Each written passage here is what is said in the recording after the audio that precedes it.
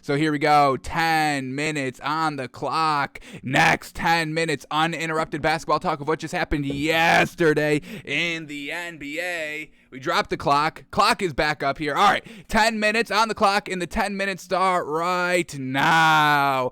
Alrighty, there was 4 games. Well, supposed to be 4 games on last night, but the Pistons and Bulls game got postponed because of a lot of COVID outbreak. A lot of COVID going everywhere. NFL, NBA is getting crazy, folks. But here we go. First game up, Raptors at the Nets, and it goes into overtime, but Kevin Durant gets it done by his lonesome out there. Nets get the win in overtime, 131 to 129, and Kevin Durant by his lonesome out here, 34 points, 11 assists, 13 rebounds. That's a triple-double, folks. Wasn't too efficient, 2 of 8 from the 3. He did shoot 41% on 29 shots. We'll give him credit for that. So no James Harden last night, and Patty Mills steps in at the 1, folks, and this is what we love about Patty Mills, folks. 30 points, 4 rebounds, 2 assists. He shot 50% from the 3, 7 of 14, shot 50% from the field on 20 shots. Absolutely fantastic, and he was the highest plus-minus on the floor by far, for the Nets at a plus 15. We love Patty Mills out here, a perfect 3 for this Nets team since no Kyrie Irving and no James Harden last night, and he steps up big time. Patty Mills, I mean, we really have to look at him in discussion for kind of like 3rd man of the year, folks. You know, we know championship teams and superstar kind of teams, they have like a big 3 with the Lakers of LeBron and Anthony Davis. I don't even know. Can we call Russell Westbrook a superstar? Y'all are looking for that man to be traded, and now there's rumors about him being traded. So what's going on with that? But we do know you need a big 3 in this league, and obviously no Kyrie Irving for the Nets this season. And Patty Mills, ever since he's gotten into the starting lineup a couple of weeks ago, he's just been absolutely showing up and showing out, and yesterday was no different when they needed him to step up a little bit more, take over the James Harden role of the squad, and he did exactly just that. So I truly got to give so much respect and credit to Patty Mills out here, folks. All right, we had Nicholas Claxton at the 5, starting 5 here. Love to see that. 16 points, 7 rebounds. He was fantastic last night. We had Blake Griffin moving to the 4, 13 points, 6 assists, 5 rebounds. He shot 2 of 4 from the 3, so solid there. And then we had David Duke Jr. at the 2, 10 points and 13 rebounds. Solid production off the bench by Kessler Edwards with 17 points and 10 rebounds. Give that man some credit as well. And then the Raptors just coming up a little bit small. The starters all got it done. Fred VanVleet, 31 points, 9 assists, fantastic. Gary Trent Jr., 25 points, 3 steals, 5 assists, 2 rebounds, fantastic. He shot 6 of 12 from the 3. Chris Boucher at the 5, 9 points, 9 rebounds, a plus 15 on the floor. Give that man credit. He was the highest plus minus on the floor for the Raptors, alongside with Patty Mills, both at plus 15 on the floor. So fantastic to both of those players. Siakam, 25 points, 6 rebounds. And then Scotty Barnes, 23 points, 5 assists, 12 rebounds. All fantastic right there. Went to the wire, but it's Kevin Durant and it's Patty Mills, folks. They get the job done. So Nets squeak it out in overtime, 131 to 129, and get the win. All right, next game up here is the Warriors and the Knicks, and yes, Steph Curry finally broke the all-time three-point record, folks, and this was the shot, and it comes off the assist of Andrew Wiggins. Look at this, bingo, bango, three-pointer, and that's cash. They had the whole celebration. Ray Allen was there, who he passed, and it's just so crazy, folks, that Steph Curry has broken a record, an all-time 3 points made in NBA history record with 2,974 threes made. And Steph Curry, what does he have? 5 to 7 more years? I would say at minimum 5 to 7 more years in the league. And even, when he's going to be aging out of the league, he could just stand in the corner and hit threes for the rest of his career until he turns into dust, folks. So, man, oh man, Steph Curry, the greatest shooter of all time. There's no debate, folks. The greatest shooter of all time, greatest scorer of all time, a little bit different. But yeah, Steph Curry, the greatest shooter of all time. And then they had this graphic right here.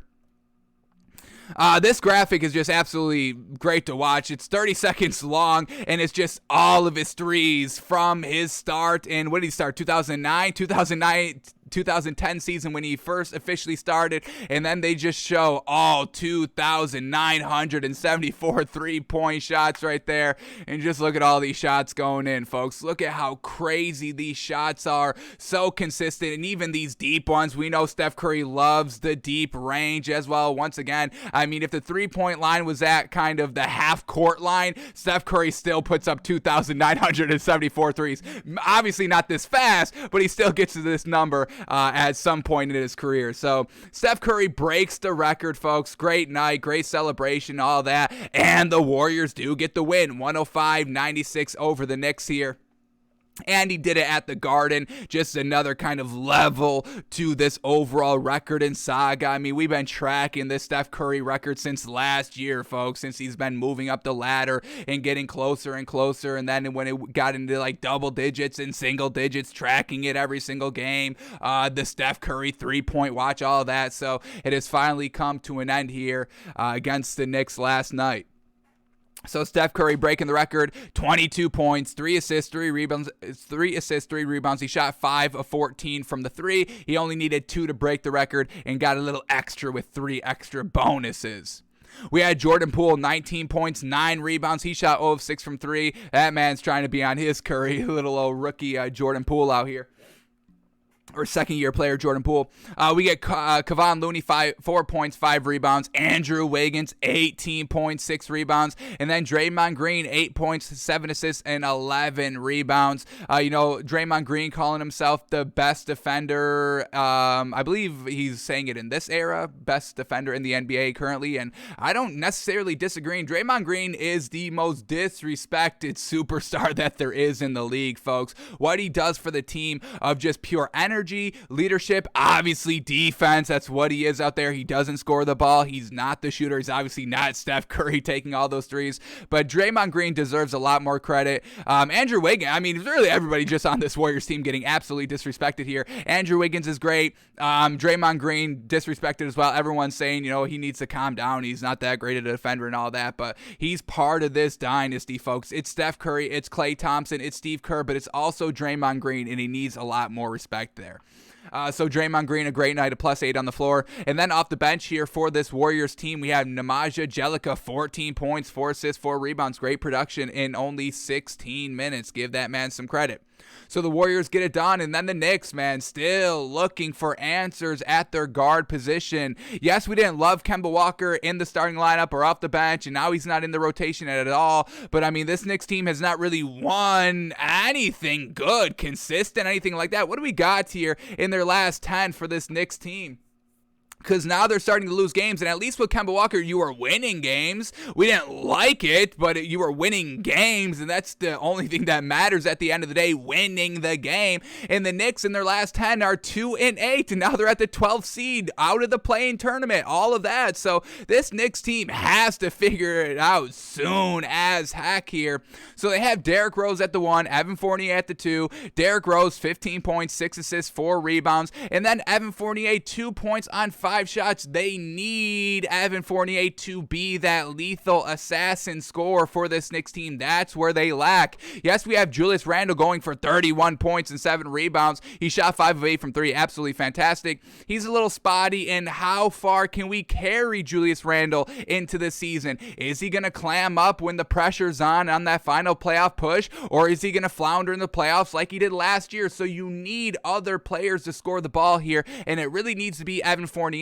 But he's just not consistent at all, and we really thought this kind of change of scenery here with the Knicks would make them better, but here we are. Off the bench, nothing great here for the Knicks either. We had Emmanuel Quickly with 12 points, and that was really it. So the Knicks are still struggling to put up points in their offense and all that. We'll see if they can get it figured out here. But the Warriors get the win. Steph Curry makes history. Great night overall for the Warriors. They win 105-96. And then the last game of the night here, the Suns at the Blazers, and the Suns get it done in overtime, winning 111-107. And it wasn't just the Suns getting it done, folks. It was Chris Paul stepping up and said, hey, I'm about to be clutch. CP3, clutch God 3, folks. Give that man some credit. Here we go. Down 2 points, folks, with 40 seconds left. 198. Chris Paul driving right here. Nice little pull up, and he hits the shot, ties the game. game at 100. But then a little bit later, they find themselves down again by 2 points, down 102-100 with 10 seconds left. And Chris Paul says, well, if I could do it once, I could do it twice. And that's exactly what he does. Drives the lane, pull up jumper, bingo, bango, cash out. Tie game at 102 with 7 seconds left. It goes into overtime, and the Suns are able to roll in overtime, getting the 111-107 win. That's our 10 minutes, but we still got more to talk about here, so let's finish up. For the Suns last night, Chris Paul being absolute clutch and all that. 24 points, 14 assists, 8 rebounds. I mean, how gosh dang good was that man last night? We got Landry Shamet still filling in at the 2 for Devin Booker. Only 7 points on 28% shooting. Not doing his best Devin Booker impersonation, as we know. DeAndre Ayton down low, got it done. 28 points, 13 rebounds. And then Jay Crowder, 11 points and 5 rebounds. Off the bench here, Cameron Johnson, 12 points, 8 rebounds. Solid production. Not efficient, but solid production. And then Cameron Payne, 17 points, 5 assists. Better efficiency. 2 of 3 from the 3 and 42% on 14 shots. So we know we need the Cameron brothers to step up here for the bench of the Suns. And that's exactly what we got last night. Coupling that with clutch as heck Chris Paul. Now we're talking about a great Suns team. And then for the Blazers, just coming up so small. There's no Dame time anymore. So unfortunate. Damian Lillard was the clutchest player in the NBA up into this season. And I would say, folks, up until this season, Damian Lillard was one of the clutchest players in NBA history. Yes, I'm going that far. But unfortunately, this season, all that has really dried up here.